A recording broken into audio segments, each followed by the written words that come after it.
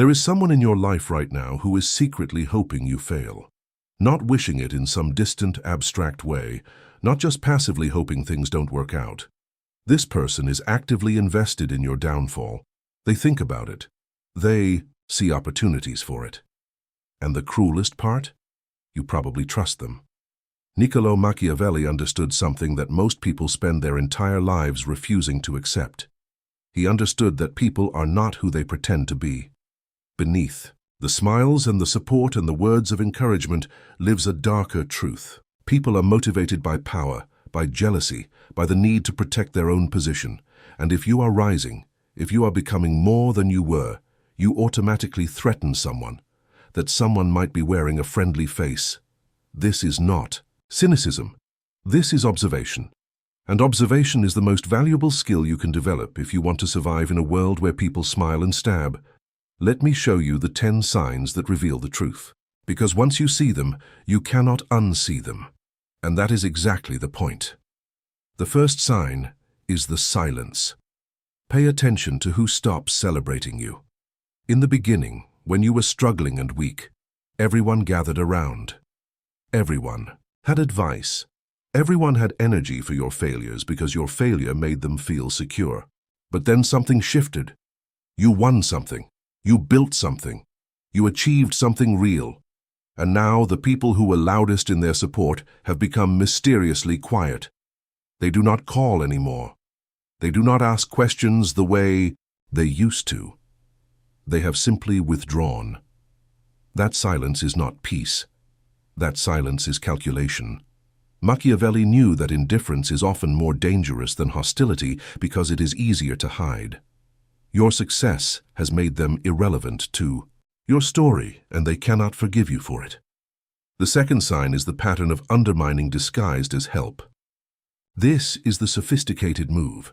This is the sign of someone who understands power dynamics. They will offer you advice that sounds wisdom adjacent. They will warn you about things. They will say they are protecting you. But if you trace back the actual impact of their guidance, you will notice something. It never leads you toward what you want. It always leads you toward doubt. They will tell you to be careful. They will tell you that success requires more suffering. They will plant the seed that maybe you are not ready. The cruelest part is that it sounds like care. But care for what? For you? No. For themselves. For keeping you exactly where you are. Because your growth might expose their stagnation, the third sign is the selective memory. People who secretly want you to fail will remember every mistake you have ever made with perfect clarity, but they will conveniently forget every success. You will mention something you built, and suddenly they recall a time you failed at something, similar 5 years ago. They will bring it up not as a reminder, but as a prophecy. They are trying to anchor you to your past, because they know that people who believe in their past cannot build their future. They will say things like, "Remember, when you tried that before." But they will conveniently forget all the times you succeeded. Selective memory is a weapon. It is a carefully deployed tool to reshape how you see yourself. The fourth sign is the premature pessimism. Before you have even started something, before you have even tried, they are already telling you why it will not work. They will find statistics. They will find stories of other people who failed. They will paint the most vivid picture of disaster, and they will do this while maintaining the facade of concern. I just do not want to see you get hurt. But what they are really doing is inoculating you against hope. They are trying to make you afraid before you even begin, because a person who is afraid does not move. A person who is afraid stays small. A person who is afraid poses no threat to anyone's comfort. The fifth sign is the theft of credit. Watch what happens when you accomplish something. The people who secretly want you to fail will find a way to claim a piece of it. They will remind you of advice they gave. They will remind you of their involvement. They will position themselves as essential to your success, not because it is true, but because if they can make themselves part of your victory, they can diminish the size of your achievement. They can make it about them. And if your success becomes about them, then your success is not really success at all. It is just another confirmation of their importance. This is how they rob you twice. They rob you of the achievement, and they rob you of the belief that you did it yourself. The sixth sign is the strategic disloyalty. This is the most dangerous sign because it is invisible until the moment it matters most. There are certain people in your life who will be loyal to you only when loyalty is free. When it costs them nothing, they are your greatest supporter. But the moment staying connected to you becomes an inconvenience, the moment loyalty would require them to sacrifice something, they vanish. They will not be there when the truth matters. They will not take a risk for you. They will not speak up for you when you are not in the room. They have already written a story in their mind where they are separate from you, where your failures will not touch them, where they can distance themselves the moment things become complicated. That is not friendship. That is positioning. The seventh sign is the comparison game. People who secretly want you to fail are obsessed with placing you lower than someone else. They will constantly bring up other people who have done better things, who are more impressive, who are more talented. They will use these comparisons not to motivate you, but to diminish you.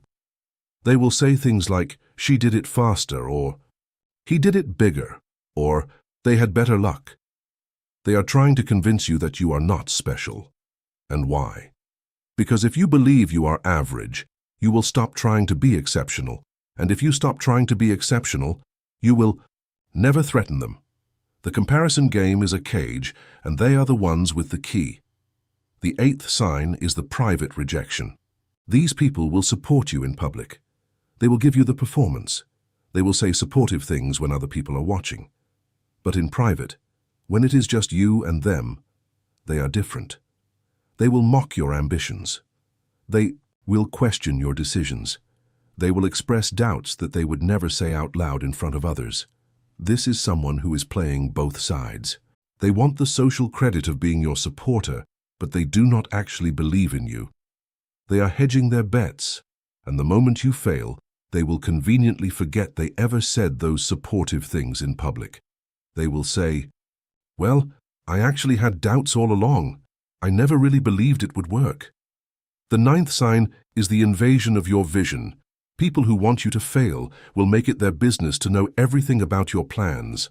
They will ask constant questions, not out of genuine curiosity, but out of a need to monitor you. They need to know what you are doing so they can find the weaknesses. They need to understand your strategy so they can undermine it. They will show up uninvited to your meetings. They will involve themselves in decisions that are not theirs to make. They will position themselves so close to your work that they can sabotage it from the inside. They are not trying to help you succeed. They are trying to ensure they know exactly how to stop you. The 10th sign is the most subtle of all. It is the sign of unrealistic expectations. They will demand perfection from you. They will set standards that are mathematically impossible to meet. They will move the finish line every time you get close. They will tell you that your achievement is not good enough. They will point out the 1% of imperfection in the 99% of excellence. They are not doing this to motivate you. They are doing this to exhaust you. Because they know that a person who is constantly chasing an impossible standard eventually breaks. They eventually stop believing in themselves. And a person who does not believe in themselves is no threat to anyone.